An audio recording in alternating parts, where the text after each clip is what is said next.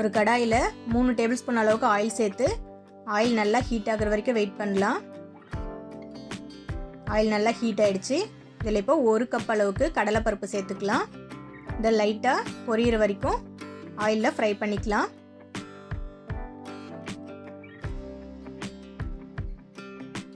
அடுத்ததாக இதில் 1/2 கப் அளவுக்கு உளுந்து சேர்த்துக்கலாம்.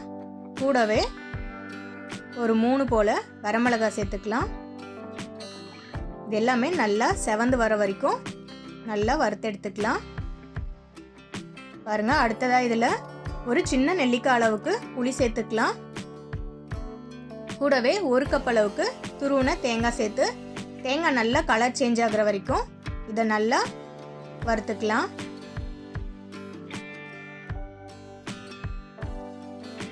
பாருங்கள், நல்லா வறுபட்டுச்சு. இப்போ இதில் நல்லா வாஷ் பண்ணி வச்சுருக்க புதினா இலைகளை சேர்த்துக்கலாம். இப்போ புதினாவை நல்லா வதக்கிக்கலாம். பாருங்கள், புதினா நல்லா அந்த ஹீட்டில் சுருங்கிடுச்சு. இப்போ இதனுடைய பச்சை வாசனை முழுக்க போகிற வரைக்கும் நல்லா வதக்கிக்கலாம். பாருங்கள், சூப்பராக வதங்கிடுச்சு.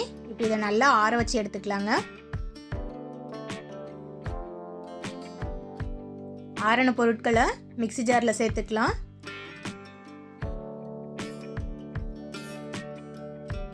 அடுத்ததாக இது கூடவே தேவையான அளவு உப்பு சேர்த்துக்கலாம். நான் 1/2 ஸ்பூன் அளவுக்கு உப்பு சேர்த்துருக்கேன். இதை நல்லா அரைச்சி எடுத்துக்கலாம்.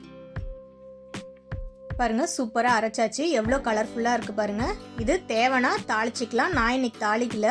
அப்படியே சாப்பிட்டாலும் ரொம்ப டேஸ்டியாக தான் இருக்கும். அதனால் தாளிக்கல. இட்லி, தோசை, சாம்பார் சாதத்தோடலாம் வச்சு சாப்பிட ரொம்பவே டேஸ்ட்டாக இருக்கும்.